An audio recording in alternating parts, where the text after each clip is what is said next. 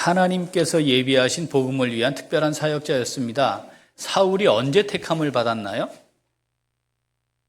예수님을 박해할 때, 교회를 박해할 때, 예수님의 제자들의 공동체 교회를 박해할 때, 집집마다 돌아다니며 잔당들을 잡아다가 옥에 가두고 그 생명을 위협할 그때에 이미 하나님의 택함을 받은 사람이었습니다. 이걸 언제 알게 되었죠? 다메섹으로 공문을 가지고 예수 믿는 사람들 잡으러 가다가 주님을 만난 후 알게 되었습니다. 사도행전 9장 15절 같이 읽어보죠. 주께서 이르시되 가라, 이 사람은 내 이름을 이방인과 임금들과 이스라엘 자손들에게 전하기 위하여 택한 나의 그릇이라. 이 말을 정확하게 이해하고 받아들였습니다. 사울은 핍박하고 죽이려 했던 대상이었던 예수님을 이제는 나의 삶의 주인으로, 나를 택하신 주인으로 받아들이게 되었습니다. 변화가 일어났죠? 존재 이유가 달라졌습니다. 왜 살아야 하는지 삶의 목표도 분명히 달라지게 되었습니다. 그는 즉시로 예수님이 메시아이심을 증언하는 자가 되었습니다. 시간이 지나며 이름도 바울로 바꿉니다. 그리고 가는 곳마다 복음을 전하며 나는 어떤 사람인지, 내 존재 이유와 목표가 무엇인지, 내 삶의 의미는 무엇인지 수시로 증언을 했습니다. 로마서 11장 13절 읽어보죠. 내가 이방인인 너희에게 말하노라. 내가 이방인의 사도인 만큼 내 직분을 영광스럽게 여기노니. 아멘. 갈라디아서 2장 8절 9절. 베드로에게 역사하사 그를 할례자의 사도로 삼으시니가 또한 내게 역사하사 나를 이방인의 사도로 삼으셨느니라. 아멘. 자기 인식 분명했어요. 나는 이방인의 사도다. 본인이 결정했나요? 아닙니다. 주님이 나를 그 일을 하도록 택하셨다는 것을 분명하게 인식하고 있었습니다. 이방인의 사도가 되기 전 그의 삶은 어땠나요? 히브리인 중에 히브리인이었습니다. 사람들로부터 랍비라 칭함받는 율법 최고 권위자였습니다. 공회원이었죠. 당시 이스라엘을 다스리고 주관하는 입법, 사법, 행정, 이 모든 권한을 가진 사람 중에 한 사람이었습니다. 태생은요, 로마 사람입니다. 요즘 표현으로 하면 뭐예요? 금수저입니다. 금수저도 아주 최고 상위에 있는 0.0000001%쯤 되는 최고 금수저였습니다. 원하는 거 다 할 수 있었고요. 마음대로 할 수 있었습니다. 어디에 가든 모든 사람들로부터 추앙받고 높임받고 어디에 가든 자기의 영역이 마련되고 언제나 말하는 취에서 자기가 원하는 대로 살았던 사람이었습니다. 그런데 택함 받았다는 걸 알게 되었습니다. 너는 내가 사용하는 나의 그릇이야 라는 걸 알게 되었습니다. 그 이후에 이 바울의 삶은 상상하기 매우 어렵습니다. 최고 상위 계층으로 살던 정말 소수의 최고 엘리트로 살던 그가 가장 밑바닥에, 그 가장 밑바닥 중에서도 밑바닥 인생을 살게 된 거죠.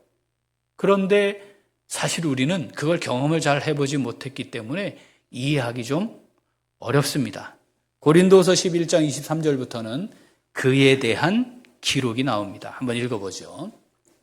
그들이 그리스도의 일꾼이냐 정신없는 말을 하거니와 나는 더욱 그러하도다. 내가 수고를 넘치도록 하고 옥에 갇히기도 더 많이 하고 매도 수없이 맞고 여러 번 죽을 뻔하였으니 유대인들에게 40에서 하나 감한 매를 5번 맞았으며 3번 태장으로 맞고 1번 돌로 맞고 3번 파선하고 일주야를 깊은 바다에서 지냈으며 여러 번 여행하면서 강의 위험과 강도의 위험과 동족의 위험과 이방인의 위험과 시내의 위험과 광야의 위험과 바다의 위험과 거짓 형제 중에 위험을 당하고 또 수고하며 애쓰고 여러 번 자지 못하고 줄이며 목마르고 여러 번 굶고 춥고 헐벗었노라. 아멘. 우리가 지금 이렇게 문장으로 되어 있으니까 읽는데 이걸 하나하나 따져보면요, 어떻게 살았을까? 사실은 어떻게 살았을까 보다는 어떻게 살아남을 수 있었을까라는 표현이 더 맞을 정도입니다. 사실은 바울이 너무 힘들고 고단하고 지치고 우울증까지 와서 자살을 했대. 그래도 하나도 이상하지 않을 만큼의 정말 모진 인생 살았습니다. 뭐가 됐기 때문에요? 이방인의 사도가 되었기 때문에. 본인이 결정한 게 아닙니다. 주님이 내가 너를 택했어. 주님이 택하셨군요. 제가 그렇게 살아야 되겠군요. 그것에 응답하는 삶을 살면서 그렇게 그냥 돼버린 겁니다. 자, 그러면 복음을 전했어요. 교회가 세워졌어요. 거기에 모여서 예배를 드렸어요. 그러면 적어도 세상 밖에서는 혹시 그럴지 몰라도 교회 내부에서는 바울을 중심으로 교회가 든든히 세워지고 함께 하나님의 은혜와 사랑을 나누면 좋았을 텐데, 교회 안에도 계속 바울을 향해 네가 어떻게 사도가 될 수 있냐, 네가 예수를 받게 하던 그가 어디 건방지게 감히 어떻게 주의 이름을 외치며 네가 그럴 수 있냐라고 하는 지속적인 저항에 시달렸습니다. 이단들이 달려들었던 것은 말할 것도 없죠.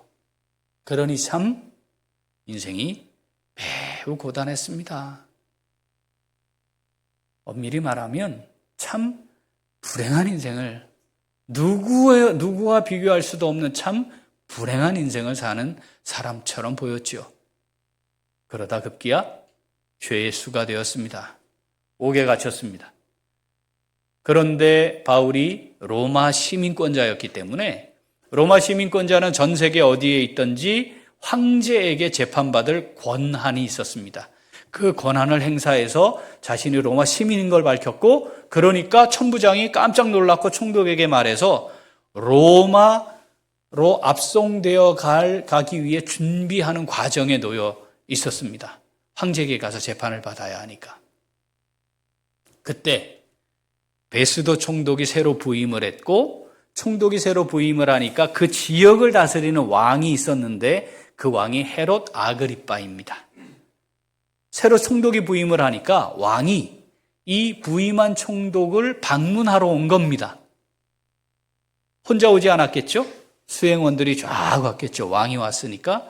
왕이 오고 수행원들이 오니까 또 총독은 혼자 있는 게 아니라 함께 총독부를 운영하게 될 그 지역을 다스릴 고관대작들도 함께 만나게 됐겠죠. 그들이 한 자리에 모이게 된 겁니다. 그런데 베스도가 바울을 그 자리에 세웁니다.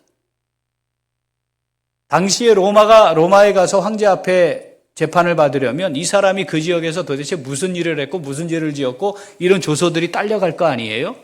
그러면 베스도 총독은 정확히 알지 못하지만 헤롯 아그리빠는 잘 알고 있는 상황이고, 만약에 헤롯 아그리빠 왕이 이 사람은 큰 죄가 없습니다, 이건 종교 내부의 문제지 로마에 해를 입혔다든지 또는 심각하게 처벌받아야 하는 죄를 지은 사람은 아닙니다, 뭐 이런, 그게 사실이니까 그런 아그리빠 왕의 견해가 붙을 수만 있다면 로마 황제에게 가서 재판받을 때 무죄 판결이 날 가능성이 매우 높죠.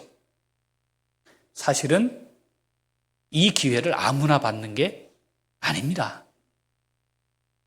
이런 기회는 정말 놓쳐서는 안 되고 어쩌면 일부러 만들어서라도 잡아야 할 기회였죠.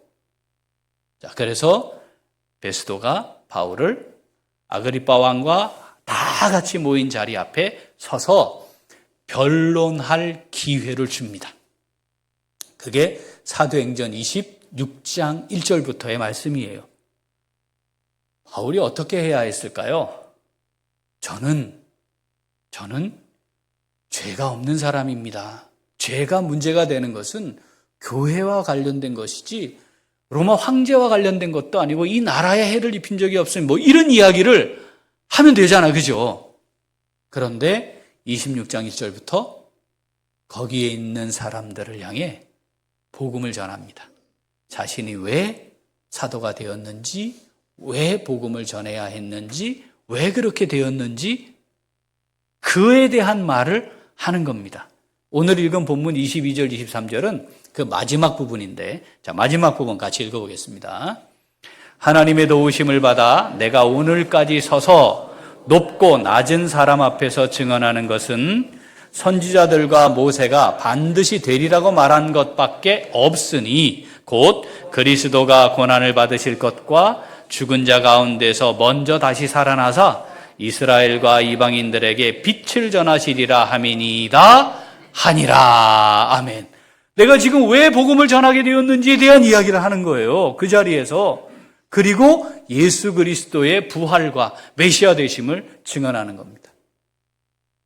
베스도가 바울이 말하는 걸 딱 듣더니 이렇게 표현했어요. 24절 읽어보겠습니다. 바울이 이같이 변명하매 베스도가 크게 소리내어 이르되 바울아 내가 미쳤도다. 내 많은 학문이 너를 미치게 한다 하니. 아멘. 이 총독이 알아봤을 거 아니에요. 도대체 저 인간 뭐 하던 사람이야? 알아왔을 거 아니에요. 알고 보니까 이 바울이 탁월한 학자였습니다. 혈통적으로도 이스라엘 최고의 혈통이고 랍비라 칭함받고 공회원의 자격을 가져서 공회원으로 있었고 이 보통 사람이 아닌 거거든요. 학문의 깊이가 보통 사람이 아니라는 것을 알았어요.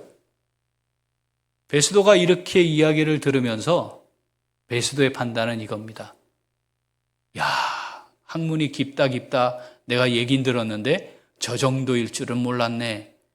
미쳤네. 이거예요. 그걸 바울에게 얘기하는 거야. 야, 이 미친놈아! 이런 표현인 거죠. 너 매 책 보고 공부하고 학문한다 하더니 너 완전히 정신 없구나. 너 지금 상황 파악도 못하는구나. 뭐 이런 거예요. 지금 너 뭐 하는 건지, 너 무슨 신분으로 지금 이 자리가 어떤 의미인지 너 그것도 이제 모르는구나. 너 완전히 제정신 아니구나. 이렇게 표현한 거죠.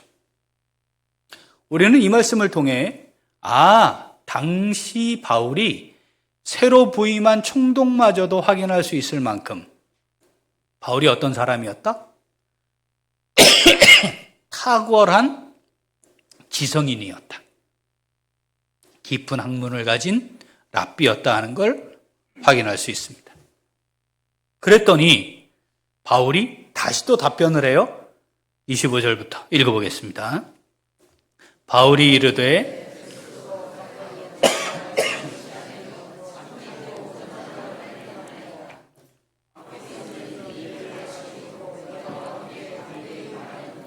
이 일에 하나라도 아시지 못함이 없는 줄 믿나이다.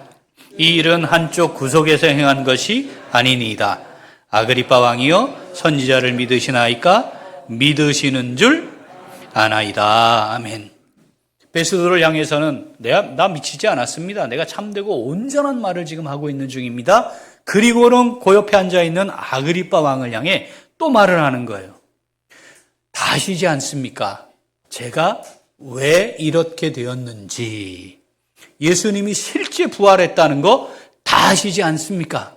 예수님이 이 땅에 오신 이유 뭔지 아시지 않습니까? 선지자 믿으시지 않습니까?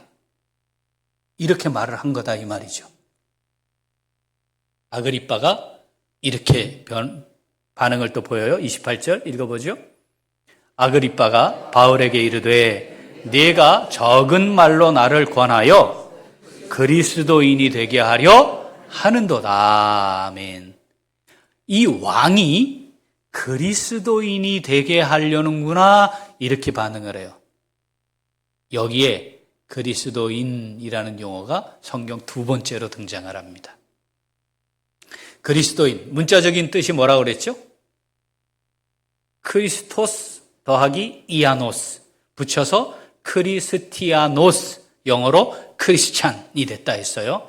이아노스는 앞에 있는 명사에 붙어서 앞에 있는 사람에게 속한 자, 노예를 가리키거나 앞에 있는 사람의 명령에 절대 복종하는 자, 군인을 가리킨다 했습니다. 그러니까 그리스도인, 이 말은 그리스도의 노예로 사는 사람, 그리스도의 명령에 살기도 하고 죽기도 하는 그리스도의 군인으로 사는 사람, 이런 뜻이라 했어요.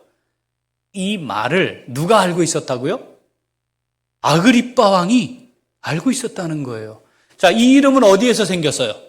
안디옥 교회 교인들이 안디옥에 살고 있던 교회 밖에 있는 사람들로부터 부여받은 별명이라 했습니다. 꼭 하는 짓을 보니까 그리스도의 노예구나, 저것들.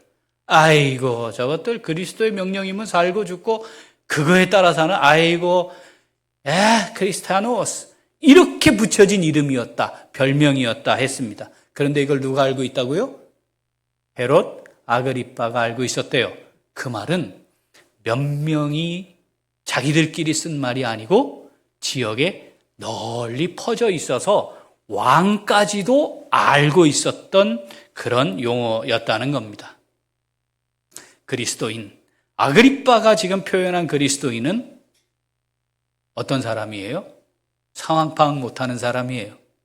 지금 여기 바울이 그 자리에 왜 서 있습니까? 죄인의 신분으로 있는 거잖아요. 그죠? 그런데 왜 죄인이 됐어요? 예수를 전하다가 죄인이 됐거든요. 그런데 자기는 사실 죄가 없어요. 그럼 뭘 해야 돼요? 자기를 변명하는 기회로 삼아야 돼요. 아무에게나 이런 게 오는 게 아니란 말이죠. 그런데 뭐해요? 자기가 죄인이 되어서 그 모든 걸 다 잃어버리게 만든 그 사람을 또 전하고 있는 거죠. 그러니까 상황 파악 못하는 사람이에요. 그러니까 미쳤구나, 에라이 미친놈아 하는 소리도 듣는 거죠. 아그리빠가 볼 때에는 상황 파악 못하는 사람, 그리스도인이에요. 그리스도밖에 모르는 거예요. 거기서 또 그 예수를 증거하고 있는 거예요. 내가 왜 예수와 연결이 되었는지, 예수와 연결된 나는 어떤 사람인지를 거기서 또 이야기를 하는 거예요. 상황 파악 못해요. 현실 감각 없어요. 예수밖에 몰라요. 예수만 전하는 사람, 개념 없는 사람, 이런 의미가 담긴 게 그리스도인입니다. 이렇게 말하니까 바울이 아그리빠 왕에게도 다시 반응을 합니다. 그 말에 29절 읽어보죠. 바울이 이르되 말이 적으나 많으나 당신뿐만 아니라 오늘 내 말을 듣는 모든 사람도 다 이렇게 결박된 것 외에는 나와 같이 되기를 하나님께 원하나이다 하니라. 아멘. 필요 없어요. 다 필요 없고요. 자, 말이 적고 많고 이런 거 중요하지 않고요. 왕뿐 아니라 여기 있는 모든 분들이 다, 내가 지금 여기 포승줄에 묶여 있는데 이 묶여 있다는 요거, 죄인이 된 거 요거 빼고 나처럼 되면 좋겠습니다. 나처럼 되면 어떻게 돼요? 상황 파악 못하고 현실감 떨어지고 예수에 미쳐서 예수밖에 모르고 예수를 전하는 사람. 그런데 이 말 속에 담겨 있는 바울의 마음은 이게 가장 복되고 이게 가장 의미 있고 가장 가치 있는 삶이기 때문에 그러한 겁니다. 내가 누리고 있는 이것이 최고의 것이기 때문에 똑같이 누리게 하고 싶은 마음이 이 안에 너무너무 강하게 자리 잡고 있는 것이죠. 어떤 사람이 암에 걸렸다가 포도를 먹고 암을 고쳤습니다. 그러면 이 사람은 같은 병실에 입원해 있는, 항암 치료받고 있는, 수술 대기하고 있는 그 환자들에게 뭘 말할까요? 네? 포도 먹어라, 포도. 내 포도 먹어서 나았다. 그럴 거 아니겠어요? 아니, 그 얘기를 해줘야 정상이잖아요. 그 얘기 안 하는 사람은 그 제정신이 아닙니다. 그 사람도. 정상이 아니지. 내가 그래서 나오면 얘기해주고 싶잖아요. 지난 주간에 국민은행에서 6.8% 이자를 주는 특별 적금을 상품으로 내놨어요. 아세요 혹시? 6.8% 이자 준대요. 네, 뻥입니다. 만약에 내가 그걸 알았다면 아들한테 얘기하고 딸한테 얘기하고 그렇잖아요. 부모님한테 얘기하고 친한 친구들한테 얘기해. 야야 빨리 그거 빨리 잡아라. 지금 요 3일 하고 끝난다고 그럴 거 아니에요. 그죠? 태화강 저 동굴피아 옆에 그린벨트가 곧 풀린대요. 그거 알면 땡볕을 내서라도 그 땅 사야 될 거 아니에요. 우리 그런 거 알잖아요. 그런 마음이 간절하잖아요. 내 아들, 딸에게 그거 얘기해주고 싶잖아요. 바울이 지금 어떤 마음이냐면 예수를 주인으로 모시고 사는 이 삶이 객관적으로 볼 때는 그지같이 살고 있는 거예요. 만물의 찢기같이 여김을 받았다 그랬거든요. 그러니까 정말 이건 정말 다시 살아서는 안 되는 너무너무 불행한 인생을 살고 있는 것처럼 보이고 있어요. 그런데 바울이 그것을 조롱하고 있는 그 사람들을 향해 뭐라고 말하냐면 나와 같이 되면 좋겠습니다라고 얘기하는 거죠. 이건 이 세상을 살아가는 모든 사람들이 가져야 할 것이고 누려야 할 것이라고 하는 확신인 거예요.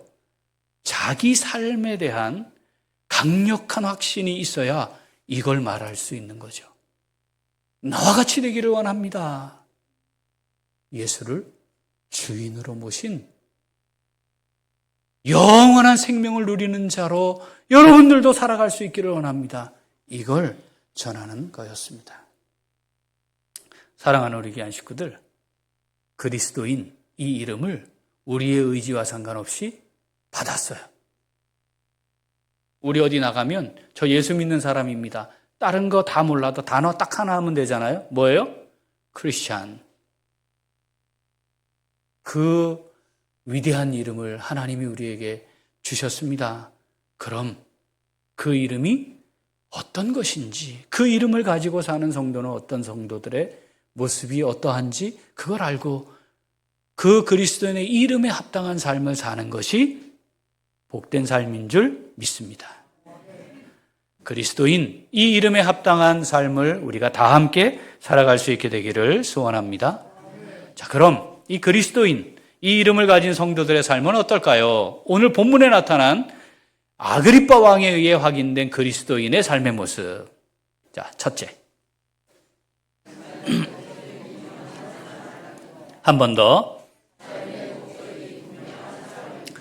그리스도인은요, 삶의 목적이 분명한 사람이에요. 삶의 목적, 왜 살아야 하는 겁니까?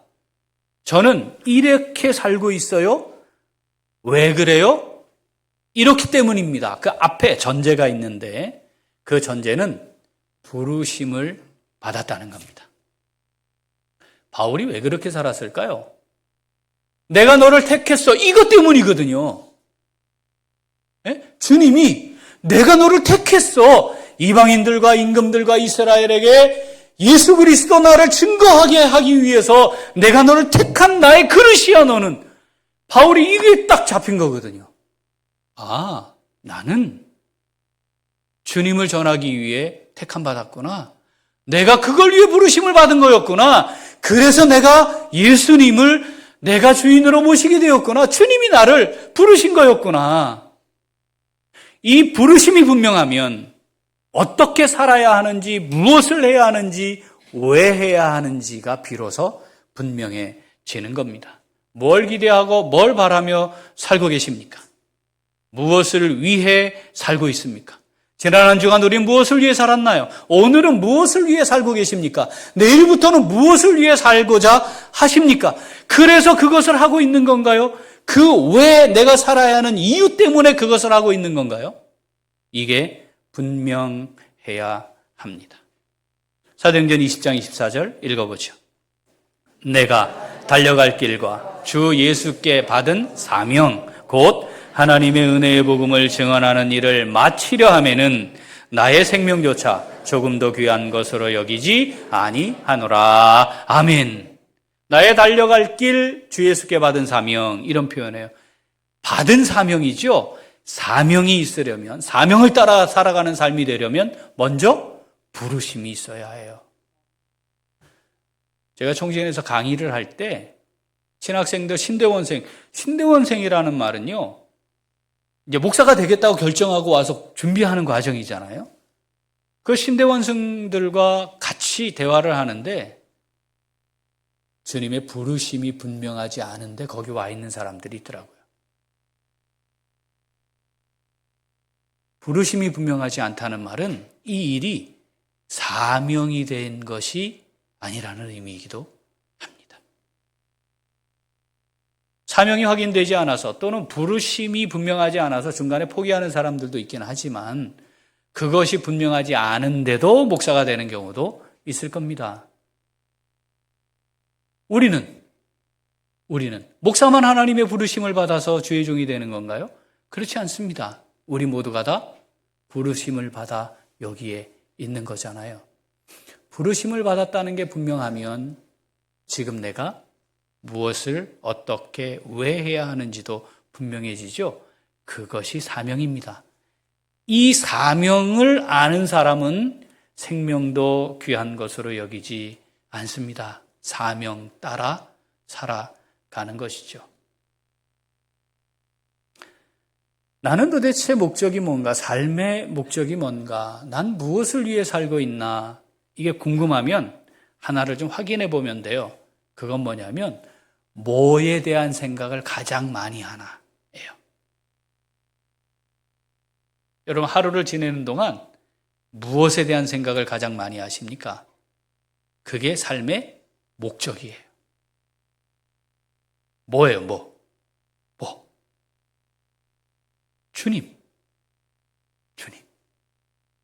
주님의 뜻, 주님의 부르심, 나를 위해 주님이 하고 싶어 하시는 일, 이게 생각이 많이 나면 그게 삶의 목적입니다. 그런데 다른 것들이 생각이 계속 나고 거기에 내 생각이 꽂히면 그게 삶의 목적이에요. 주님이 삶의 목적이 되어야 합니다. 주님의 부르심이 삶의 목적이 되어야 합니다. 디모데후서 4장 7절 읽어보죠. 나는 선한 싸움을 싸우고 나의 달려갈 길을 마치고 믿음을 지켰으니 이제후로는 나를 위하여 의의 면류관이 예비되었으므로 주곧 의로우신 재판장이 그날에 내게 주실 것이며 내게만 아니라 주의 나타나심을 사모하는 모든 자에게도니라. 아멘. 우리 지금 선한 싸움 싸우고 있는 중이잖아요. 달려갈 길을 보고 달려가는 거잖아요. 그죠? 이거 마칠 때까지 믿음을 지키는 길이어야 합니다. 하나님 부르심 기억하며 달려가야 해요.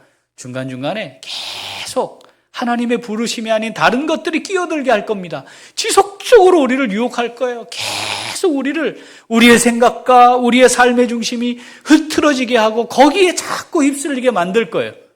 얼마나 많은 것들이 우리를 그렇게 붙들어 가려고 하는지 모릅니다. 나 자신의 문제, 건강의 문제, 내 미래, 내 노후, 내 자식, 자녀, 부부, 부모, 이런 것들이 우리를 다 사로잡아 가려고 할 거예요. 견고하게 붙들고 있어야 합니다. 주님의 부르심. 그렇지 않으면 주님의 부르심과 상관없는, 사명과 상관없는 길을 가게 될 겁니다. 그때까지 믿음을 지키고 가야 합니다. 주님의 나타나심을 사모하는 사람으로 살아야 합니다. 그런 사람들에게 약속된 게 있어요. 의의 면류관입니다. 승리의 관을 씌워주시겠다 하는 거죠. 얼마나 남았을까요? 주의 나타나심이.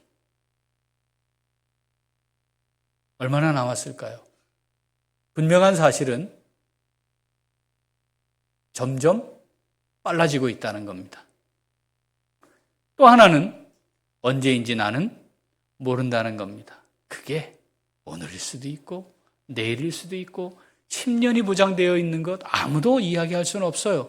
그런데 그 10년이 지금보다 훨씬 빨라질 것이고 나는 점점 더 늙을 거라는 겁니다.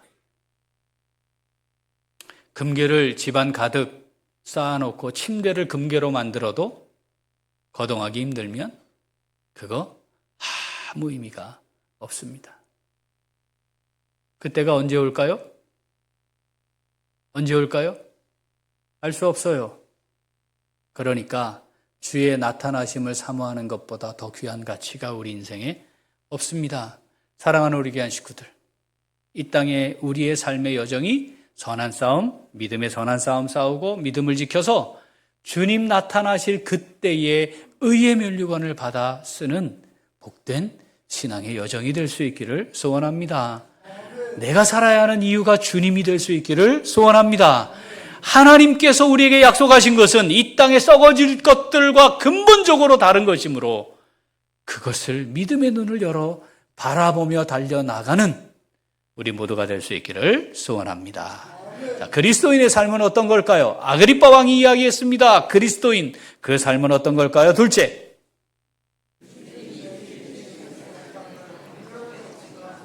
한 번 더. 주님이 주인 되시는 삶을 강력하게 증거하는 겁니다. 입장을 바꿔보면 지금 여기에 모여 있는 사람들은 당대에 소위 방구 좀 끼는 사람들입니다. 어깨에 뽕 좀 들어간 사람들이에요. 자기들 하고 싶은 거 다 할 수 있는 사람들이에요. 바울은 아주 초라하게 포승줄에 묶여 있습니다. 바울이 포승줄에 묶인 죄수가 되기 전에는 어땠다고요? 거기에 모여있는 사람들과 비교할 수 없을 만큼의 모든 걸 다 가진 사람이었습니다. 그러니 얼마나 불쌍해 보이는 사람입니까? 행색이 초라합니까? 아이고, 저거 참, 진짜 저거 어떻게 해? 이런 사람이에요. 그런데 거기 있는 모든 사람들을 향해 뭐라고 말했다고요? 나와 같이 되기를 원합니다. 주님이 내 삶의 주인이 되시는 삶에 대한 확신이 우리에게도 있어야 정상입니다. 그리스도의 노예로 그리스도의 군인으로 살아봤더니 이게 너무 좋더라. 이게 얼마나 귀하고 복된 건지 모르겠더라. 너도 그러면 좋겠어. 그렇게 사는 사람이 그리스도인임을 말하는 거죠. 권력, 신분, 지위, 명예, 돈 다 가졌던 사람입니다. 누구보다도 못지않은 비교할 수 없는 걸 가진 사람이었습니다. 그런데 여기 지금 모여있는 사람들, 그걸 다 가지고 있는 사람들입니다. 그런데 지금 말하고 있는 바울은 권력, 명예, 지위, 신분, 돈 다 잃어버렸습니다. 그런데 그게 아무것도 아님을, 그것보다도 귀하고 정말 영원한 가치가 있는 것이 무엇임을 증언하고 있는 것이죠. 여기에 당당함이 있었습니다. 쭈뼛쭈뼛 하는 게 아닙니다. 이게 그런 것도 같고 아닌 것도 같고 그런데 말이야 해보면 안 하는 것보다 이런 게 아닙니다. 담대한 겁니다. 왜냐하면 그리스도가 내 삶의 주인 되심을 누리는 것이 얼마나 귀하고 복된 것인지 다 내려놓고 잃어버린다 하더라도 그것을 얻는 것이 정말 중요한 것임을 지금 증언하고 있는 것이죠. 그리스도인은 이렇게 개념 없이 내 삶의 주인이신 그리스도를 증언하는 사람들입니다. 사랑하는 우리 귀한 식구들, 이 땅의 삶이 앞으로가 더 안 좋아질 겁니다. 삶의 환경이 좋아지고 처지도 좋아지고 돈도 많아지고 사는 것도 윤택해질지 모릅니다. 그러나 내 몸은 점점 더 힘들어질 겁니다.